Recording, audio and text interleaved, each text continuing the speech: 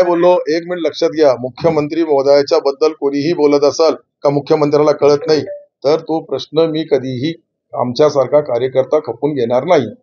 विशाळगडावरती दिलाय, कधी दिलाय आणि त्याचा सन्माननीय मुख्यमंत्री महोदयाकडे दिला. मुख्यमंत्री महोदयांनी माझ्या पत्रावर इंडॉर्समेंट पण केला.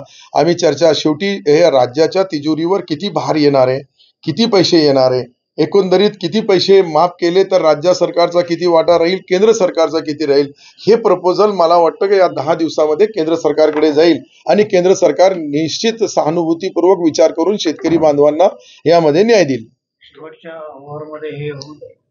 मला असं वाटतं की होऊन जाईल. मला ही अपेक्षा नव्हती का हे जे मला वाटतं 27 वर्ष सातत्याने आम्ही याच्यामध्ये प्रयत्न करत होतो त्याला यश आला. या 64 कोटी 26 लाख रुपये 59,000 जे शासनाने मंजूर केले, हे याच्यावरून शेतकऱ्यांच्या बाबतीत तुम्ही पहा, याच्या अगोदर बी अनेक सरकार मी पाहिली, आपणही पाहिली, परंतु शेतकऱ्याला मदत करणारा सरकार तुम्ही या 2 वर्षाचा कार्यकाळ कदाचित बघितला तर मला वाटतं का एकनाथ शिंदे साहेबाच्या सरकारने जे 2 उपमुख्यमंत्री त्यांच्या सोबत आहे ते देवेंद्रजी आणि अजितदादा नंतर आले, परंतु देवेंद्रजी आणि एकनाथरावजी शिंदे साहेबांनी ज्या वेळेस अतिवृष्टी झाली, सातत्याचा पाऊस झाला किंवा अवेळे पाऊस वेळेवर न पडणं, मध्यंतरी मोठा खंड पडणं, अशा अनेक बाबीचा विचार विनिमय करून आणि सरकारच्या वतीने नियमावली तयार केली आणि आता फक्त 3 दिवसात किंवा 5 दिवसाच्या आत, आठवड्याभराच्या आत नुकसान भरपाईचे बी पैसे डायरेक्ट शेतकऱ्याच्या अकाउंटमध्ये कसं जाईल याच्याबद्दल ही सॅटेलाइट प्रमाणे सर्वे करा का ऑनलाईन करा का ऑफलाईन करा, परंतु शेतकऱ्याला वेळेवर त्याची नुकसान भरपाई मिळाली तर त्याचा फायदा मिळतो असं आम्ही सरकारला विनंती केली. शेवटी सरकारकडे अनेक आता तुम्ही पाहिलं असेल का लाडली बहीण ही जी योजना आणली, 45,000 कोटी रुपये सरकारच्यावर आर्थिक बोजा पडणार आहे. त्या पद्धतीने 25,000 कोटी रुपयाचा पहिला टप्प्याचा वर्षभर 6 महिन्याचे पैसे आपण पुरवणी मागण्यामध्ये ते मंजूर केले आणि ते 25,000 कोटीचा पहिला टप्पा मला वाटतं ऑगस्टच्या पहिल्या 1 ऑगस्टमध्ये किंवा आजूबाजूला तो आमच्या सर्व बहिणीच्या अकाउंटवर पडेल. दुसरा मुद्दा, अजित पवारांनी महायुतीतून बाहेर पडावं आणि स्वतंत्र लढावं, तर त्याचा काही फायदा होईल महायुतीला का कसं? कारण अजित पवारांचा मागच्या इलेक्शन याच्याबद्दल तर तुम्ही एकनाथ शिंदे साहेबांनाच विचारलं पाहिजे किंवा देवेंद्रजीला. मी इतका मोठा पुढारी नाही का त्यांचा निर्णय घेतला. महाराष्ट्राच्या राजकारणाची नस तुम्हाला माहिती आहे? थोडी आहे. आंबेडकर, MIM, BRS, काही शेतकरी संघटना असे वेगळा पर्याय देण्याचा प्रयत्न आहे महायुती आणि महाआघाडी. नाही, याच्या अगोदर बी अनेक प्रयत्न झाले. 3री आघाडी झाली, 4थी आघाडी ही एकदा मला असं वाटतंय की त्याच्यामध्ये प्रकाशजी बी होते, त्यावेळी 4 आघाड्या झाल्या होत्या, परंतु या सर्व आघाड्याचा परिणाम मध्ये मला तर असं वाटतंय की लाडली बहीण ज्या पद्धतीने मध्य प्रदेशमध्ये याचा उपयोग झाला आणि तो सरसगट विजयाच्या रूपाने विधानसभा आणि लोकसभेपर्यंत आजही त्या बहिणी विसरू शकल्याने मला असं वाटतंय का ह्या जी लाडली बहीण हा जो नवीन कन्सेप्ट आलेला आहे तो येणाऱ्या 1 तारखेला पहिला हप्ता अकाउंटवर पडेल आणि अकाउंटवर मी पहिलेच बोललो खटाखट पडला का त्याचे परिणाम तुम्हाला ऑटोमॅटिक विधानसभेच्या निवडणुकीमध्ये एकनाथ शिंदे साहेबांच्या नेतृत्वामध्ये सरकार निवडून येईल आणि पुन्हा एकनाथ शिंदे साहेब मुख्यमंत्री होतील, याच्यामध्ये कुठेही तीड मात्र शंका नाही. करेक्ट. कारण की बहिणीमध्ये जी शक्ती आहे, बहिणी या शब्दामध्ये राखीच्या एक बांधलेल्या धाग्यामध्ये किती ताकद आहे, किती शक्ती आहे याचा अंदाजा तर ते मध्य प्रदेश मधल्या बहिणीने लावला, आता महाराष्ट्राच्या बहिणी अभ्यास केलेला नाही वाटत नाही, काहीच नाही. आता आम्ही सरळ केला, आमदार त्याचे अध्यक्ष राहतील आणि आमदार आलेले प्रस्तावाला मंजुरी देतील आणि अकाउंटवर पैसे तुम्हाला त्यांच्या अकाउंटवर दिसतील. मी आता बँकेमध्येही बोललो का लाडली बहीण या योजनेच्या नावाने ज्या महिला जिल्हा मध्यवर्ती बँकेमध्ये अकाउंट उघडायला जातील त्यांना फ्री ऑफ चार्ज 1 रुपयाही न करता 0 बजेटमध्ये त्यांना ते देण्याचा अकाउंट उघडण्यासाठी आदेश देण्यात आलेले आहेत.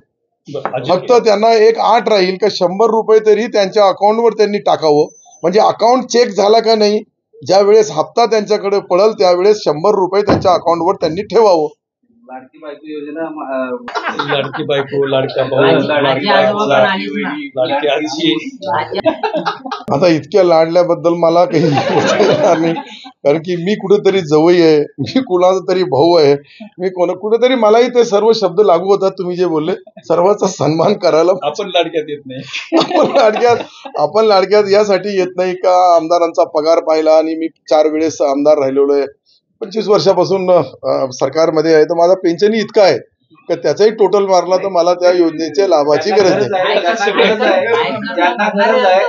ज्यांना गरज आहे त्यांना अशी योजना आता ते अकाउंट मारू लागले ज्यांना आहे ते किती वेळेस खासदार होते, किती वेळेस आमदार होते आणि आता किती बनेल त्याचा ते बांधून घेतात जे जे पडले. आता एक गंभीर प्रश्न आहे.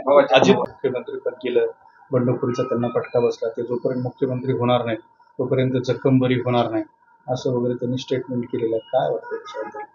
त्या महंतांची त्यांची जखम पाहिली का जाऊन? जखम पाहिली असेल तर निश्चित जखम कोणाची दुरुस्त व्हायला पाहिजे. शेवटी जखम आहे, जखमसाठी डॉक्टर असतो.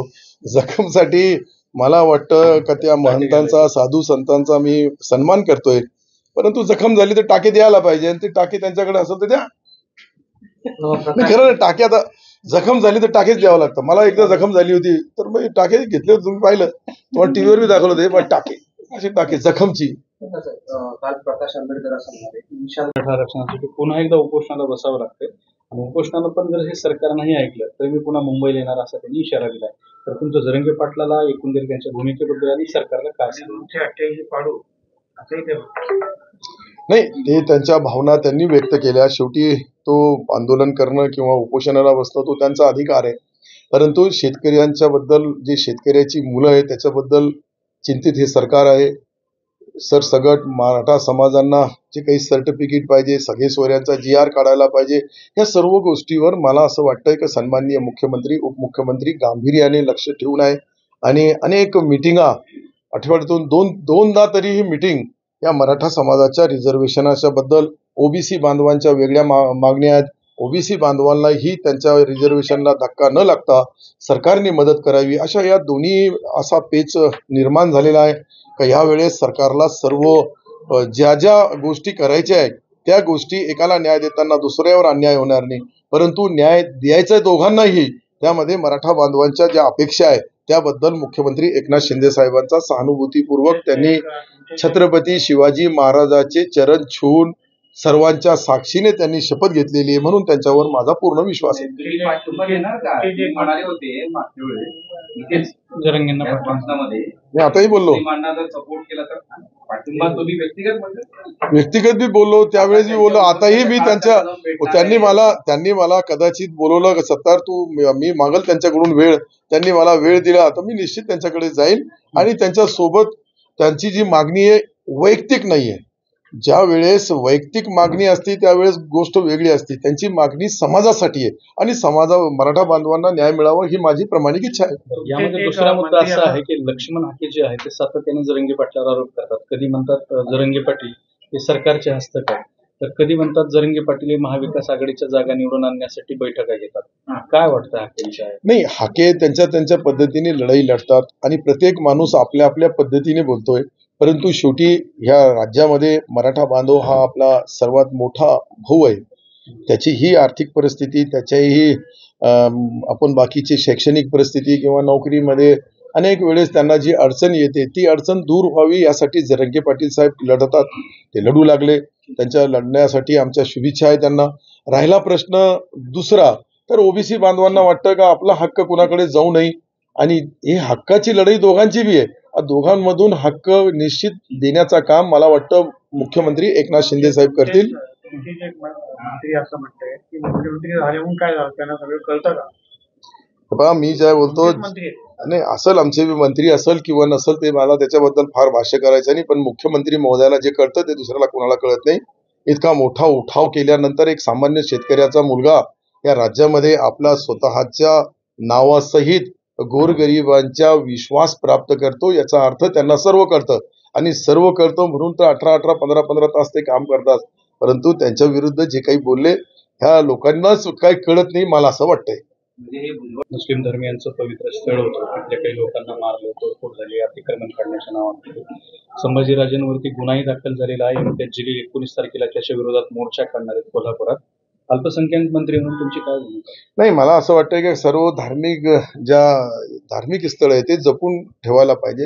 हे जातीय तीळ निर्माण होणार नाही त्याची दक्षता पुढाऱ्यांनी घ्यायला पाहिजे. ते राजे असो का इम्तियाज जलील साहेब असो, या दोघांनाही माझी विनंती राहील की राज्यामध्ये कायदा सुव्यवस्था बिघडणार नाही याची दक्षता घ्यायला पाहिजे. शेवटी अल्पसंख्याक समाजाची मस्जिद पाडण्यामध्ये जे लोक चुकीच्या पद्धतीने ते काही केलं असेल त्यांच्या विरुद्ध कारवाई व्हायला पाहिजे. ती मागणी काही चुकीची नाही. एखाद्या मंदिरावर बी चुकीच्या पद्धतीने मंदिर पाडलं गेलं तर त्या ठिकाणी माझी भूमिका स्पष्ट मंदिराच्या बाजूने असते, इथे मस्जिदाची बाजूने आहे. आणि एखादा छोटे मोठे जे काही आमचे अल्पसंख्याक समाजाचे छोटे छोटे मंदिर आहे तेही सुरक्षित राहायला पाहिजे. शेवटी या देशामध्ये राहणारा, राज्यामध्ये राहणारा सर्व जाती धर्माच्या माणसाचा तितकाच अधिकार आहे. या विशालगडमध्ये मुस्लिम बांधवची जी मस्जिद आहे, विशालगड हे त्यावेळेस त्या काळामध्येही सर्व जाती धर्माचे लोक त्या राज्यकर्त्याच्या सोबत होते, त्या राजेंच्या सोबत होते.